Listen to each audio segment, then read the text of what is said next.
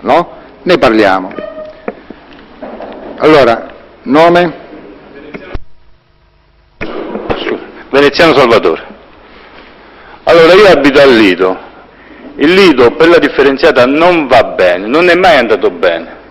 Allora, possibile soluzione: o lasciate le isole ecologiche così come ci sono e mettete delle telecamere, ok?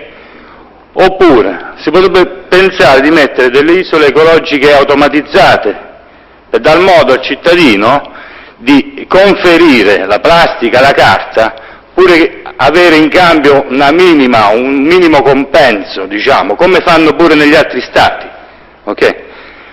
Però quello che manca di più giù al Lido è la vigilanza, perché giù al Lido non è che è solo il Lido che sporca, perché non è pensabile che d'inverno noi abbiamo tutti i cassonetti pieni, aperti, ok? Giù al Lido vengono a scaricare quelli di sopra, di Portocannone, di Termoli, ok?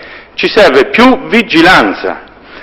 Poi, se i cassonetti, cioè le isole ecologiche che ci sono, non le vogliono mettere più, vogliono fare il porta a porta, sarebbe opportuno dare ai condomini, insomma, i bidoni grandi, perché dove abito io siamo 40 famiglie, abbiamo un piccolo spazio, come facciamo a mettere 40 cassonetti, oppure quando ci sono due raccolte, 80 cassonetti per la raccolta, dove ce li mettiamo? Tutto questo è quello che volevo dire. Grazie, sei stato abbastanza chiaro e interessante.